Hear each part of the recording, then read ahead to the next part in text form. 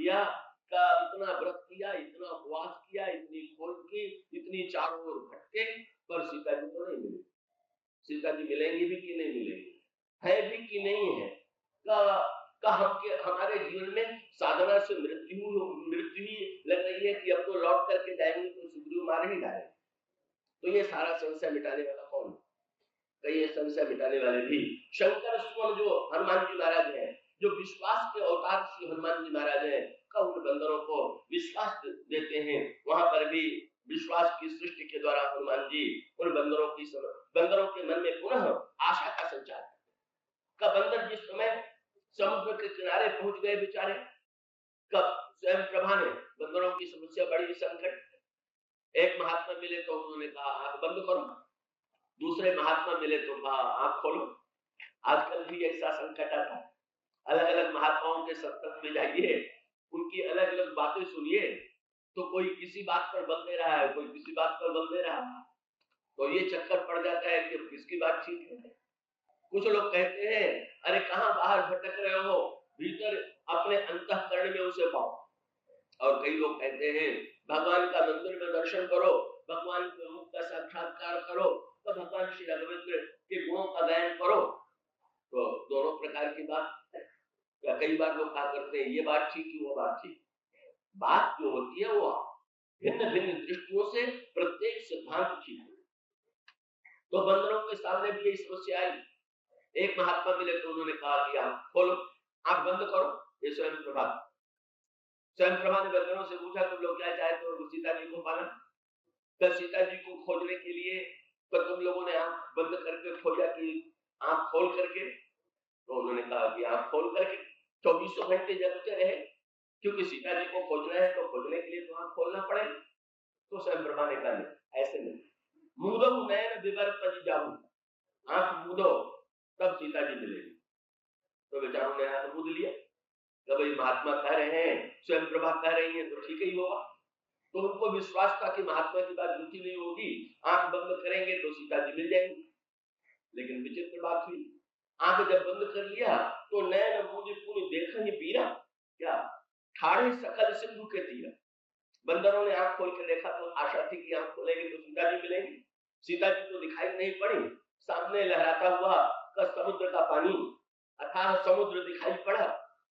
क्या महात्मा ने कहा था कि आंख मूंदो सीता जी मिलेंगी? सीता जी कहाँ मिली? ये तो खारा पानी मिला, वहां तो कम से कम गुफा में मीठा पानी तो था। ये तो ऐसा चक्कर पड़ा कि मीठे पानी के स्थान पर खारे पानी के पास आ गए, प्यासे में। तब तक दूसरे महात्मा मिल गए, संपाति ने बंदरों से कहा कि आंख खोलो सीता जी मिलेंगी। कैसे? वो देखो, वो समुद्र में लंका है, वो लंका में अशोक वाटिका है, और वो अशोक वृक्ष के नीचे सीता जी बैठी हुई है। तो परिणाम क्या हुआ कि बंदर बेचारे आंख फाड़ फाड़ के देखने लगे तो भी कुछ नहीं दिखाई देता, न बंद करने पर कुछ मिला, न आंख खोलने पर कुछ दिखाई पड़ा। देखते हैं तो बंदरों ने तो साफ साफ कह दिया कि महाराज न हमें अशोक वाटिका दिखाई दे रहा है, न तो सीता जी दिखाई दे रही है, ये तो कुछ नहीं दिखाई दे रहा। तो संपाति ने बहुत बढ़िया बात क्या बोले, भाई अगर अंतर हृदय में कोई अनुभव कर सके तो वहां अनुभव करे, कोई बाहर देख सके तो बाहर देखे, और बाहर और भीतर न देख सके तो तीसरा उपाय हो। तीसरा उपाय क्या? तीसरा उपाय है कि जिन्होंने भगवान को देखा है कम से कम उनकी वाणी पर विश्वास कर ले। स्वयं न देख पावे तो देखने वाले पर भरोसा तो कर ले। तो संपाति ने कहा कि भाई अब जब मूंदने से भी नहीं मिली और आंख खोलने से भी नहीं मिली तो तुम विश्वास कर लो हमारे ऊपर। क्या? बोले मैं देखूं तुम नहीं, जिन्हें दृष्टि अपार, मैं देख रहा हूं तुम नहीं देख रहे हो, हमारी आंख पहनी है तुम्हारी आंख पहनी नहीं है। लेकिन समस्या जहां की तहां नहीं। तब बंदरों ने ये कहा कि हम विश्वास भी कर ले आपकी वाणी पर कि आप ठीक कह रहे हैं, अशोक वाटिका में सीता जी बैठी हुई हैं तो मिलेंगे कैसे? तब संपाति ने शर्त लगा दी। संपाति ने कहा मैंने बता तो दिया। तो संपाति ने तुरंत कहा बूढ़ा भयंग तो करते हूँ कछु सहाय तुम्हारा। अरे भाई हम तो बूढ़े हो गए हैं, हम सलाह ही दे सकते हैं, अब तुम्हारे बदले साधन हम थोड़ी करेंगे। महात्मा कहते हैं भाई मैं बता सकता हूँ कि ये करो, पर अगर ये कहो कि मेरे बदले जो कुछ करना है वो भी आप भी कर डालिए तो ये बात नहीं है। इसलिए वो कहते हैं कि नहीं नहीं करना तो तुम्हें पड़ेगा, और करना भी इतनी लंबी चौड़ी शर्त बता दी कि बंदर बेचारे फिर निराश, क्योंकि उन्होंने कह दिया जो लांघई सत जोजन सागर करई सुराम काज मतियागर। ये 400 कोस का जो समुद्र लहरा रहा है, इस 400 कोस के समुद्र को जो पार करेगा वही जनक सीता के पास पहुंचेगा, और पहुंच करके आप लोगों के पहुंच करके ये सीता जी की कृपा प्राप्त करेगा।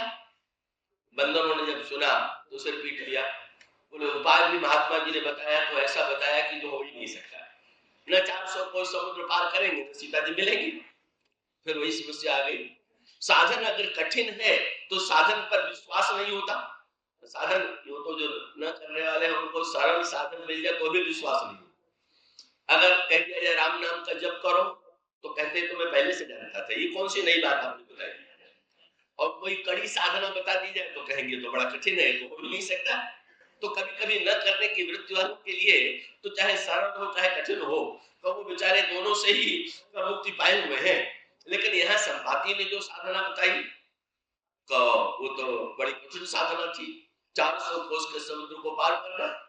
और अगर रामायण की आध्यात्मिक भाषा में कहें तो इसका अभिप्राय ये है, लंका का समुद्र है देहाभिमान, पुनः का अभिमान सागर भयंकर घोर, अमित अवगाह दुस्तर अपारम, देहाभिमान का समुद्र है।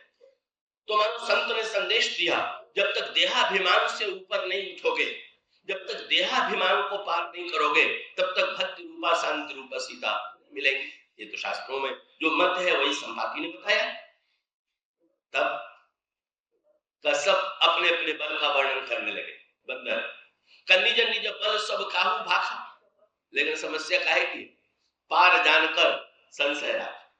सबने कहा, किसी ने 10 योजन, किसी ने कहा 20 योजन, किसी ने कहा 50 योजन, और प्रत्येक ने वर्णन तो किया पर 100 योजन का नाम किसी ने नहीं लिया। हाँ, एक योद्धा ऐसे निकले जिनके मुंह से 100 योजन का नाम निकला। ये कौन थे? अंगद। अंगद ने कहा मैं 400 कोस के समुद्र को पार कर सकता हूँ। ये बड़ा गंभीर सांकेतिक प्रसंग है। ये बाली के पुत्र है, आपको याद होगा। और बाली की विशेषता ये है कि बाली ने अंगद को भगवान राम के हाथों में सौंप दिया। और बाली की विशेषता यह है कि भगवान ने जब बाली से ये कहा कि तुम जीवित रहो, तो बाली ने जीवित रहना स्वीकार नहीं किया। बाली जो है भगवान से कहता है, प्रभु क्या आप भी मेरे देह का अभिमान बना हुआ है, मैं जो जीवित रहूं? मुझे जान जाती अभिमान बस। उसका अभिप्राय है बाली जो है वो देहाभिमान से अंत में छूट जाता है, और उनके पुत्र जो अंगद जो है वो देहाभिमान से छूटे हुए हैं, और देहाभिमान से छूटे हुए होने के नाते ही ये 400 कोस के समुद्र को पार करने के लिए प्रस्तुत। लेकिन अंगद में अगर कोई कमी है तो कौन सी कमी है? और ये कमी भी अगर दूर हुई अंगद के चरित्र में, ये अंगद और विभीषण भी इस झांकी में है, तो इस संदर्भ में अंगद के चरित्र में जो कमी है तो यही कह सकते हैं कि उनके मन में विश्वास की कमी। अंगद बड़े विचारक हैं, अंगद बड़े चिंतक हैं। अभी अभी संपाति के डर के मारे जब बंदर कांपने लगे थे तो अंगद को बिल्कुल डर नहीं लगा था। कहा अंगद विचार मन में हूं। पर कुछ लोग ऐसे होते हैं कि जिनके जीवन में विश्वास होता है, विचार नहीं होता। विश्वास तो उनके जीवन में है पर बुद्धि और विवेक का काम नहीं। और कुछ लोग ऐसे हैं कि जिनके जीवन में विचार है और विश्वास नहीं है, और कुछ जीवन में ऐसे हैं जो विश्वासी है विचारवान नहीं। परिपूर्णता क्या है? बोले जब दोनों एक साथ जीवन में हो, विचार भी हो और विश्वास भी, हृदय में विश्वास हो और मस्तिष्क में विचार हो, और विचार में और विश्वास में सामंजस्य हो। क्योंकि देखिए अगर विचार रहित विश्वास होगा तो विश्वास कभी न कभी, जैसे मकान में अगर नींव न हो तो नींव के बिना मकान के गिरने का डर बना रहेगा। इसी तरह से किसी के कहने पर अगर मान लिया, विश्वास कर लिया और विचार से उसका समर्थन नहीं मिला, तो कभी ऐसा भी हो सकता है कि विचार की नींव के बिना विश्वास ढह जाए।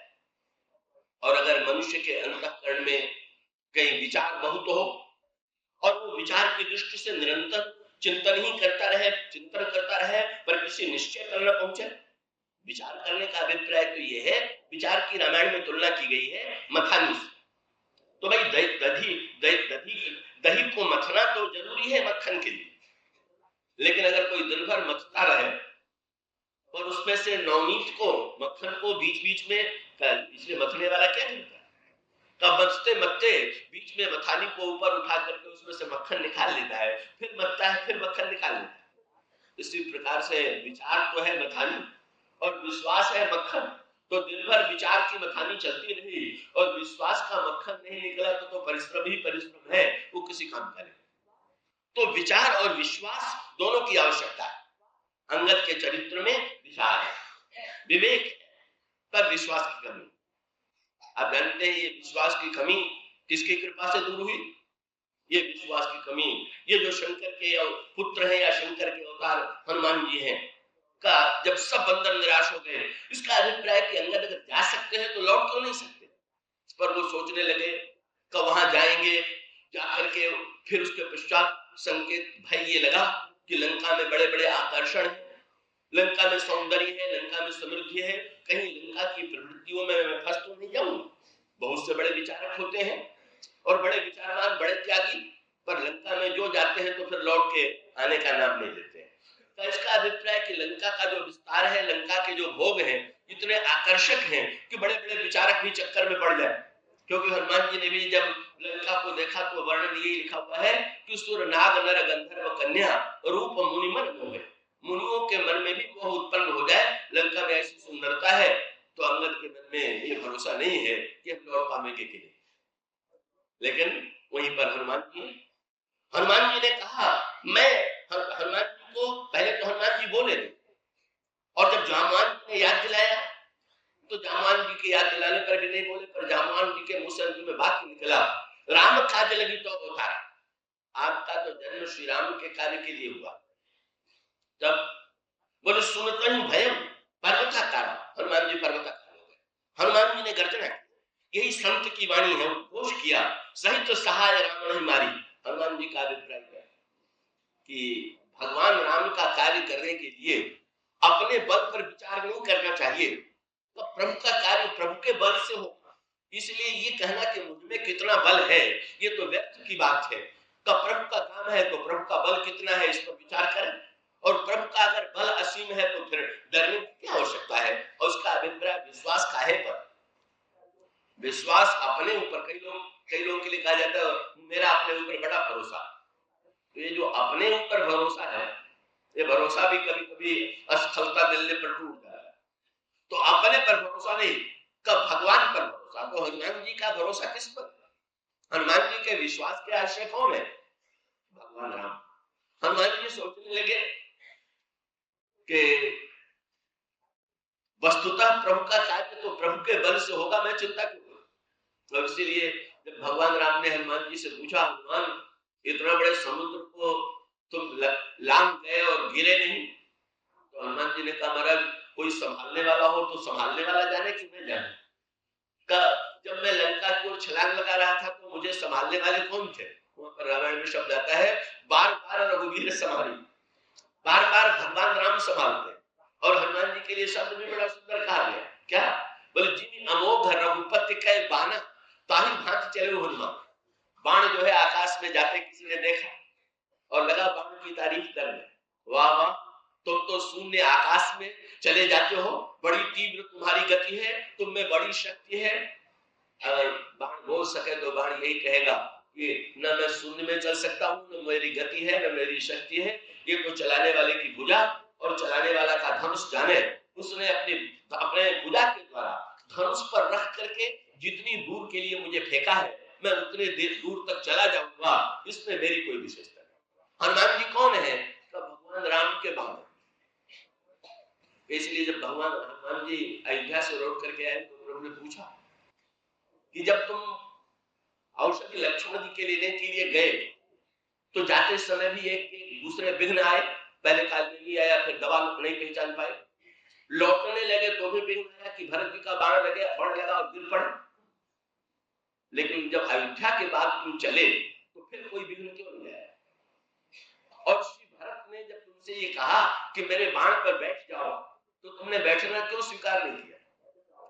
हनुमान जी ने कहा प्रभु जब तक मैं ये भूला हुआ था कि मैं आपका बाण हूं तब तक विपत्ति आई, और जो ही भरत जी के बाण को देखते ही मुझे याद आ गया कि मैं भी तो प्रभु का बाण हूं, तो मैंने कहा महाराज चाहे आपका बाण जाए चाहे ये बाण जाए बात तो बराबर ही है। आप जो अपनी पूजा के द्वारा बाण चलावेंगे वो भी प्रभु की शक्ति से, और मैं जो चलूंगा वो भी प्रभु की शक्ति से, इस रंच मात्र कोई अंतर नहीं। ऐसा हनुमान जी के अंतःकरण में का महानतम विश्वास, और वही विश्वास बल्कि मैं कहूंगा कि अंगद के जीवन में जितनी क्रांति हुई, बदलाव हुआ, अंगद के चरित्र में पहले कई कमियां पर धीरे धीरे अंगद की कमी दूर होती गई, और सबसे अंतिम कमी अंगद की अगर दूर हुई तो हनुमान जी की कृपा से हुई। वही जो संशय वाली उनमें कमी थी, विश्वास की जो उनमें कमी थी, संशय था, विश्वास नहीं था। और बाद में आपने देखा हनुमान जी के संग से और कथा श्रवण करके अंगद कितने बदल गए। हनुमान जी ने तुरंत बंदरों से कहा हम जा रहे हैं, और आश्वासन दे दिया। बंदरों को लग सकता है कि आप तो अकेले जा रहे हैं, इतने मिल करके नहीं खोज पाए तो क्या आप अकेले खोज पाएंगे क्या? हनुमान जी तुरंत कहते हैं जामवंत के वचन सुहाए सुने हनुमान हृदय भाई। बंदरों से कहते हैं हो यह काज, मैं दावा करता हूं कि ये काम जरूर होगा, तुम्हें हर्ष विशेषी। और आप लोग एक कार्य कीजिए, आप लोग बैठिए, और एक शब्द हनुमान जी ने बंदरों से कह दिया कि आप लोग प्रतीक्षा कीजिएगा। इसका अभिप्राय यह है कि दो ही उपाय है, या तो साधन कीजिए या प्रतीक्षा कीजिए। इसका दो माने कभी किसी से मिलना हो तो फिर या तो चल करके उसके घर पहुंच जाइए, और फिर या घर में बैठे बैठे उसका रास्ता देखते रहिए कि जब आवे तो आवे। तो हनुमान जी ने कहा मैं तो जा रहा हूं, तो ये हमारा मार्ग हो गया, अब आप लोग चल नहीं रहे हैं तो प्रतीक्षा कीजिए, आप लोग बैठ करके यहाँ पर देखिए मेरा मार्ग। और सचमुच हनुमान जी गए, हनुमान जी वहां से लौटे, और हनुमान जी जब वहां से लौटे तो बंदरों ने जो ही दूर से आते देखा हनुमान जी को, हनुमान जी आकाश मार्ग से लंका से लौटे चले आ रहे हैं। उस समय हनुमान जी का मुख देखने योग्य है, मुख प्रसन्न तन तेज विराजा कीने श्री रामचंद्र कर काजा। हनुमान जी को देख करके ही लग रहा है कि ये श्री राम का कार्य करके लौटे हैं। जितने बंदर हैं सब हनुमान जी के गले से मिलते हैं, मिले सकल अति भय सुखारी तलफत मीन पाव जिम्मेदारी। और तब इसका अभिप्राय क्या गोस्वामी ने लिखा, वहां पर गोस्वामी जी का एक वाक्य है नूतन जन्म कपिन तब जान। बंदरों ने समझा कि हमारा नया जन्म होगा, तो ये नया जन्म कैसे होगा? बोले ये हनुमान जी के संग से होगा। क्या हनुमान जी का भी नया जन्म हुआ है, और हनुमान जी के जिन्होंने दर्शन किए उनका भी नया जन्म हुआ। हनुमान जी का नया जन्म कहाँ हुआ? अशोक वाटिका में। क्यों? अभी तक तो अंजना और केसरी के ही पुत्र हनुमान जी माने जाते थे, लेकिन जब जनक नंदिनी सीता ने हनुमान जी से पुत्र कह करके पुकारा तो हनुमान जी को लगा कि अब मेरा नया जन्म हो गया, अब पुराने माता पिता बदल गए, अब नए माता पिता। तो इसका अभिप्राय है कि जिस भक्त का पुनर्जन्म हुआ है उस संत और भक्त का संग करने वालों का भी नया जन्म होता है। इसलिए बंदरों को सब मिल रहा है, गए नहीं पर बिना गए सब कुछ उनको मिल रहा है। तो हनुमान जी वहां से लेकर के लौटे हैं, साधन के द्वारा लेकर के लौटे हैं कि ये विलक्षण मार्ग है, कृपा की अनुभूति हो रही है, संत की कृपा। और तब हनुमान जी बंदरों के साथ लौटे, और लौटने लगे तो हनुमान जी से बंदरों ने कहा कि महाराज रास्ता कटता रहा है, इसके लिए जरा कथा सुनाते चले। संत मिल जाए तो समय व्यर्थ नहीं खोना चाहिए, उनके मुंह से भगवान का गुण सुनते रहना चाहिए। इसमें लिखा हुआ है कल बंदर लोग पूछते हैं महाराज आपने जब पर्वत पर से छलांग लगाया तो फिर कैसे कैसे क्या समस्याएं आई, जब समस्या आई तो उन समस्याओं का आपने कैसे समाधान ढूंढा? हनुमान जी ने सुनाया, सोने का पर्वत आया, सोरसा आई, सिंहिका आई, लंकनी आई। और बंदर सुन सुन करके आश्चर्यचकित हो रहे हैं, बोले ये तो बड़ा अच्छा हुआ हनुमान जी गए, नहीं तो इन विघ्नों में से तो एक विघ्न भी हम लोग के सामने आ जाते तो हम लोग तो वहीं के वहीं रह जाते, हम लोग तो आगे बढ़ ही नहीं सकते थे। लेकिन कथा सुनी, और कथा सुनने का फल मिला कि नहीं मिला? सबसे बड़ा फल सारे बंदरों को मिला, पर अंगद को सबसे ज्यादा। अंगद में जो विश्वास की कमी थी वो हनुमान जी का संग करने से और हनुमान जी की कथा सुनने से ऐसी दूर हुई कि जब हनुमान जी की कथा उन्होंने सुनी तो नई बात कैसे पता चला, कथा का क्या प्रभाव पड़ा? तो कथा का प्रभाव व्यवहार से लगा। क्या कथा समाप्त हुई तब तक किष्किंधापुरी आ गई। किष्किंधापुरी में ही बाहर की ओर जो था वो सुग्रीव का बाग। तो फिर ये प्रश्न आया कि पहले हम लोग चले सुग्रीव के पास और सुग्रीव को चल करके समाचार दें कि हम लोग जनकनंदिनी सीता को देख करके हनुमान जी आए हुए हैं, और फिर सुग्रीव के साथ हम लोग ब्रह्म के पास चल करके तब समाचार। लेकिन अंगद पर तो कथा का रंग इतना गहरा चढ़ गया कि अंगद ने कहा कि बिल्कुल नहीं, हम लोग पहले सुग्रीव के पास नहीं चले, पहले प्रभु के पास नहीं चले, तब कहां चलेंगे? बोले पहले सुग्रीव की वाटिका में भर पेट फल खा लो और उसके पश्चात चले। और उसका अभिप्राय, बोले अभी कथा में नहीं सुना कि हनुमान जी की भूख मां ने मिटा दिया, तो हम लोग भी तो भूखे हैं। अगर इनको मां की कृपा से भूख मिटी तो संत की कृपा से हमारी भी भूख तो मिटनी चाहिए। और सूचना देने में क्या आनंद है? सुग्रीव से अगर मुंह से कहना पड़े कि हम सीता जी को देख आए हैं तो सारा आनंद नष्ट हो गया। बिना कहे सुग्रीव को समझ में आ जाए कि क्या करके लौटे हैं, तो फिर इसका उपाय क्या है? इसका अभिप्राय ये है, बोले इसका उपाय यही है कि हम लोग जब बिना पूछे उनके बाग का फल खा लेंगे। हनुमान जी ने रावण का बाग का फल बिना पूछे खाया, तो हम लोगों को भी पूछने की आवश्यकता नहीं है, इन्होंने पहले ही संकेत कर दिया है। और ऐसी स्थिति में जब हम लोग बाग का फल खाएंगे, और ये हुआ, वहां पर हनुमान जी के स्थान पर अंगद अब जो है विश्वास, जो अंगद सुग्रीव से बड़ा डरते थे, समुद्र के किनारे भी उन्होंने यही कहा कि सुग्रीव तो मुझे मारने की फिराक में रहते हैं, पिता बंधे पर मारत मोहि, ये अंगद के मन में धारणा है। तो अंगद को तो डरना चाहिए था कि मैं बंदरों से बाग उजड़वाऊंगा या फल खिलाऊंगा तो सुग्रीव को बहाना मिल जाएगा कि अंगद ने मेरा बाग उजड़वा दिया, इसको मार दो, मृत्युदंड दे दे। लेकिन अब तो हनुमान जी की कथा से मृत्यु का भय उनको लगा कि जब इतने राक्षस हनुमान जी को नहीं मार पाए तो इतने बंदर क्या मार पाएंगे। जब दुर्गुण दुर्विचारों के द्वारा भी हनुमान जी की हानि नहीं हुई तो बंदरों के द्वारा, इसलिए हनुमान जी अंगद कहते हैं खूब फल खाओ। और जब सुग्रीव के अंगद के आदेश से अंगद सम्मत मन फल खाए, तो जो सुग्रीव की वाटिका के रखवाले थे उनसे रहा नहीं गया। बोले बड़े ठीक हो गए हैं बंदर, फल खाना था तो कम से कम पूछना तो चाहिए था, पूछ नहीं रहे हैं और खा रहे हैं। उन्होंने रोकना प्रारंभ किया, तो अंगद ने मुक्का मार मार करके सारे रक्षकों को भगा दिया। मुष्टि प्रहार हरण सब भागे, अंगद का मुक्का लगा और सब भागे। हनुमान जी का मुक्का लगा तो राक्षस मरे, अंगद का मुक्का लगा तो बंदर भागे। और बंदरों ने जा करके सुग्रीव को सूचना दिया, जाई पुकारे थे सब। ये जा करके ये नहीं कहा कि हनुमान जी ने बात उजाड़ दी, क्योंकि उन लोगों को लगा कि हनुमान जी का नाम लेंगे तो हनुमान जी तो उनके बड़े प्रिय पात्र हैं, कह देंगे कोई बात नहीं, हनुमान जी तो अपने हैं। तो अंगद से इनकी नहीं पड़ती है, इसलिए उन्हीं पर सारा दोष लगाना चाहिए। तो इन लोगों ने यही कहा, जाई पुकारे थे सब वन उजाड़ जुगरा। महाराज अंगद ने सारा बात उजाड़ दिया, लेकिन बंदरों को आशा थी कि सुग्रीव कहेंगे अंगद को मार डालो, पर सुग्रीव तो हंसने लगे और हंस करके कहने लगे, अरे हम समझ गए। महाराज क्या समझ गए? बोले जाई पुकारे थे सब वन उजाड़ जुगरा, तो सुन सुग्रीव हरस मन कर आए प्रभु काज। जो न होत सीता सुधि पाई, मधुबन के फल सके की खाई। का यही विधि मन विचार कर राजा, बंदर तृप्त होकर के राजा। और ऐसा विश्वास फिर अंगद का कथा सत्संग के द्वारा हनुमान जी की कृपा से कितना बड़ा विश्वास आया। पहली बार डर रहे थे अकेले लंका में कैसे जाए, पर वही अंगद।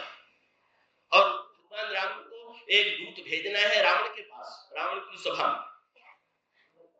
किसका चुनाव किया गया? अंगद का चुनाव किया गया। पर अंगद ने एक बार भी नहीं कहा कि मैं अकेले लंका के इतने राक्षसों के बीच में जा करके लौट पाऊंगा कि नहीं, मुझे इसमें संदेह। अब इतना हनुमान जी का प्रभाव बढ़ चुका है कि जिस समय भगवान राम ने अंगद को बुला करके कहा, अंगद बहुत बुझाई तुम्हें का कहूं, परम चतुर में जानता हूं, बाल तनय बुद्धि बल गुण धामा, लंका जाओ तात मम कामा। तो मेरे दूत बन करके रावण की सभा में जाओ।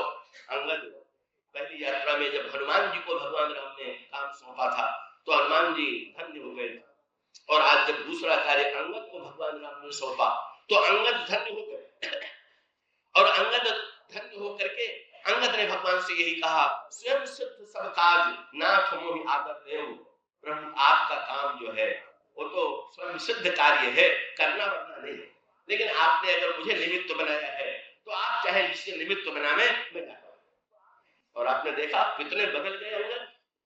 रामायण में अंगद के समान विश्वास, हनुमान जी से गुरु से चेला पीछे नहीं रह गए। बल्कि चेले ने तो जितना बड़ा दावा किया उतना बड़ा दावा तो गुरु जी ने भी नहीं किया। रावण की सभा में जाकर के अंगद ने पैर रोक दिया और पैर रोक करके प्रतिज्ञा कर दिया कि जो मम चरण सकस सचटारी फिर ही राम सीता में हारी। रावण, तुम या तुम्हारी सभा का कोई व्यक्ति, कोई सदस्य अगर मेरे पैर को हिला दे, हटा दे, तो मैं प्रतिज्ञा करता हूं कि भगवान राम लौट जाएंगे और मैं सीता जी को हारूंगा। तो भाई सीता जी को हारने की बात तो हनुमान जी के मुंह से भी नहीं निकली थी। ऐसी कोई प्रतिज्ञा हनुमान जी ने रावण की सभा में नहीं किया, पर अंगद तो ये प्रतिज्ञा कर देते। अंगद जो प्रतिज्ञा करते हैं, उस प्रतिज्ञा को पढ़ करके कमजोर दिल वाले तो आज तक घबराते रहते हैं, पूछते रहते हैं कि अगर कहीं पर टल जाता तो क्या होता। ये तो बड़ी भूल हो गई, बेचारों को अभी चिंता लगी हुई है। पर अंगद को इतनी बड़ी सभा में, इतने बड़े जहां पर तेरी समाज की कठिन है, गोस्वामी जी से पूछा गया ये अंगद ऐसा जो कर रहे हैं क्यों कर रहे हैं।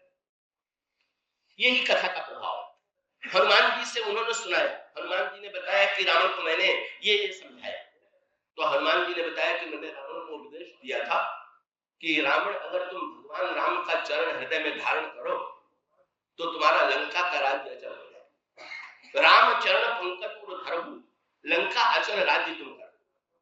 ये वाक्य हनुमान जी का अंगद के कान में गया, और जब रावण की सभा में अंगद खड़े हो गए तो हनुमान जी का वही वाक्य याद आ गया। बोले, हनुमान जी जैसे संत ने, भक्त ने रावण जैसे राक्षस को ये कह दिया कि अगर तुम भगवान का चरण हृदय में धारण करो तो लंका का पद अचल हो जाएगा। तो जब भगवान का स्मरण करने से एक राक्षस का पद अचल हो सकता है, तो क्या भगवान का स्मरण करने से मेरा पद अचल नहीं होगा क्या? इसलिए नहीं, मेरा पद अचल है, बिल्कुल डिगने वाला नहीं। गोस्वामी जी ने कहा, आज ये अंगद की परीक्षा नहीं है, अंगद के विश्वास की परीक्षा। यही समाज की कठिनपन, यही तौले कैलाश तुलसी प्रभु महिमा कहो कि सेवक विश्वास। गोस्वामी जी से पूछा गया किसकी महिमा? बोले, इसको हम सेवक की महिमा कहें कि भक्त के विश्वास के रूप में देखें। और सचमुच अंगद ने, हनुमान जी ने जैसे महानतम कार्य किया था लंका को जला करके, अंगद ने रावण के सिर के 4 मुकुट भगवान राम के चरणों में फेंक करके, तब वो जो वही अंगद का जो भय के मारे समुद्र को पार करने में संशय के मारे समर्थ नहीं थे, हनुमान जी की वाणी के द्वारा, हनुमान जी के सत्संग के द्वारा, चरित्र के द्वारा विश्वास है। इस तरह से जहां कहीं विश्वास की कमी है, चाहे वो विश्वास यहाँ तक कि एक बार तो जनक नंदिनी सीता व्याकुल हो गई, विश्वास छूटने लगा, तो विश्वास देने वाले कौन? हनुमान। और उनको भी जाने दीजिए तो साक्षात भरत जी महाराज, जब वो डूबने लगे, संदेह उनके मन में, राम विरह सागर में भरत मगन मन हो। श्री भरत जी को लगा प्रभु लौट करके आवेंगे कि नहीं आवेंगे, मैं तो बड़ा कपटी हूँ, मैं तो बड़ा कुटिल हूँ, ये चिंता हो गई।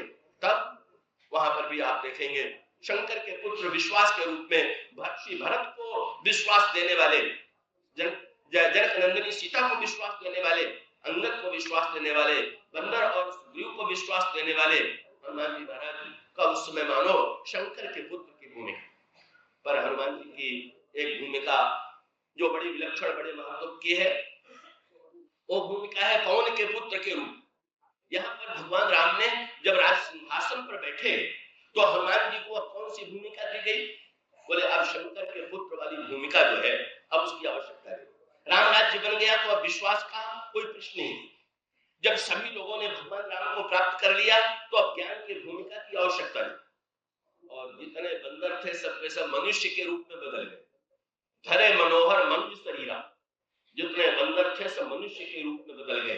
राम राज्य का अभिप्राय यह है कि राम राज्य माने जहां व्यक्ति में राक्षसत्व आ जाए, माने ही मातु पिता नहीं देवा, साधु सन करवामि सेवा, जिनके यह आचरण भवानी ते जानो सब प्राणी।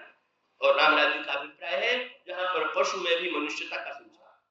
हनुमान जी से भगवान श्री राम ने कहा, अब तीसरा काम नहीं, अब तो चौथा काम, और वो पवन पुत्र के रूप में। इसका अभिप्राय कि राजा के रूप में प्रजा, राजा जो है निरंतर प्रजा की सेवा करता है, पर उस सेवा का सच्चा स्वरूप क्या है? वो पवन नंदन श्री हनुमान जी महाराज जो है, पंखा झलते हुए, ये पवन पुत्र के रूप में जो हनुमान जी का अद्भुत काम है। पवन पुत्र के रूप में 2 कार्य हनुमान जी के 2 प्रकार के हैं, एक तो पंखा झलना और दूसरे बात को उजाड़ देना। हवा के भी 2 रूप, हवा धीरे धीरे बहती है तो थकान दूर करती है, और हवा तूफान की तरह बहे तो वृक्षों को उखाड़ फेंकती है। तो हनुमान जी के चरित्र में दोनों, हनुमान जी संतों के लिए, भक्तों के लिए तो पंखा झलने वाले हैं और रावण की वाटिका में जाते हैं तो उजाड़ने वाले हैं। और इस तरह से हनुमान जी की जो भूमिका है और राम राज्य की झांकी का अंतिम समापन कल होगा। कल कथा प्रसंग की समाप्ति है। बस आगे बोलिए।